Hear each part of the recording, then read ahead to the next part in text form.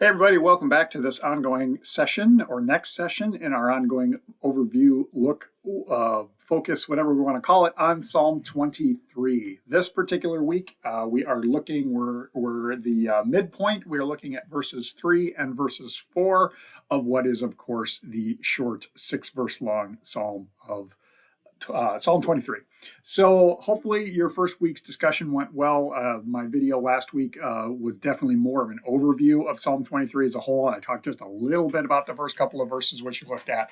This one's basically just going to be looking at verse 3 and 4 as a whole, though I might reference a couple other things as well. So first thing I want to mention, we did mention this in the video from last week, a transition within the psalm itself of going from speaking about the Lord to speaking to the Lord. And that transition actually happens between verse 3 and 4. So that's included in what we have this week.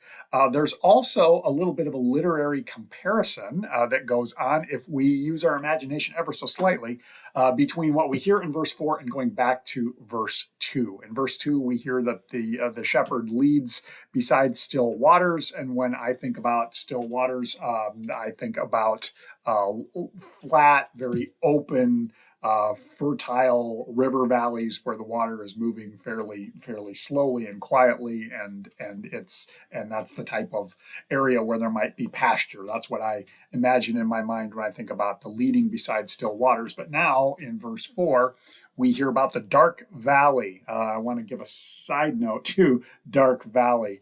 Sometimes we hear that translated as the valley of the shadow of death. That's really not a very good translation of the original Hebrew. That translation, which sometimes, yes, we do here, is sorry, I got tongue tied there, is an interpretation of the original Hebrew that showed up in something that's called the Septuagint. The Septuagint is a very old Greek translation of the Hebrew. So it takes the original Hebrew and brought it into the Greek language, which would have been handy for scholars at the time that the New Testament was written.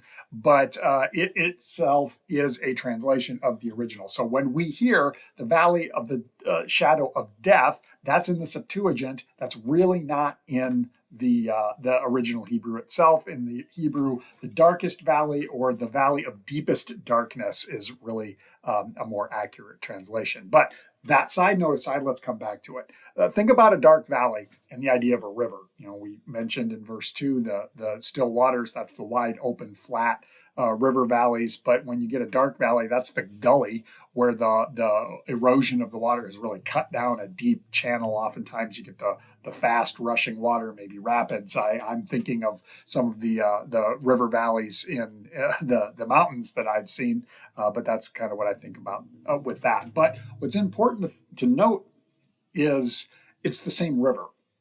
And we get this idea of sort of a back and forth. We get the calm spots, the still waters, but we also get the dark valleys where the water is rushing. It's all the same river. And I think that's an aspect, a metaphor for the Lord is leading us at different points in our life. Speaking of life, we also have the phrase, restore my soul. I think I talked about this a little bit last week, but it's worth mentioning again.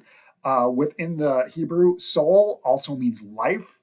And restore is better stated as return it to me. So the Lord, the shepherd, returns my life to me. And I think this is an idea of restoration, but it gives us kind of a couple different interpretations. Could reflect the sense of rejuvenation that we have when we rest, when we lie down in pasture, if we are the sheep in that green pasture, or it could even be a hint or a sense of resurrection. That idea would not be utterly foreign to in the time when the Psalms came about. It's something we tend to think of as more New Testament era in and around Jesus, but the idea of resurrection was not unheard of within the Jewish culture prior to that time. So that sense might be there, but of course it's open to interpretation. Thinking about verse 4, I got to say, in terms of translation, I'm talking a fair amount about that today. Verse 4 is actually a really good translation. It's pretty spot on. I fear no evil. You are with me. Rod and thy staff, they comfort me. All of these things are pretty good. So verse 4, the English translation we have. It's pretty good. Now, the image of the rod and the staff, these are shepherd's tools. One is a guide, and one is more of a protection type situation in case predators show up. But really, the idea of that they are tools intended to care and guide the flock. And or perhaps creating even a sense of boundaries to keep danger out, and boundaries to keep the flocks away from danger. Kind of a little bit of both and there.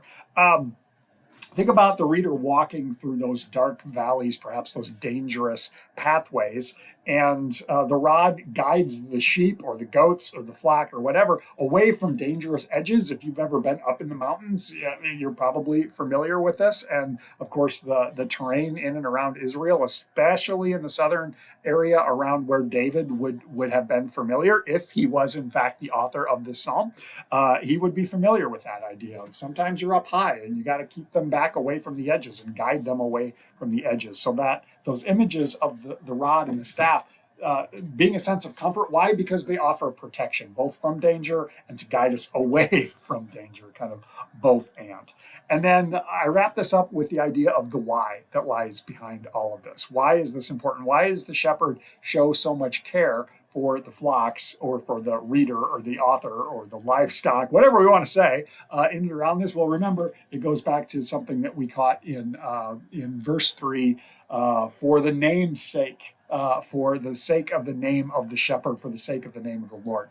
The flock, the reader, the author, belongs to the Lord. We are claimed by the Lord.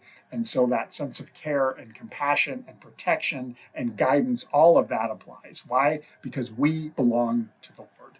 That's everything I have for these couple of verses. Hope that you have a great discussion. We'll catch you next week.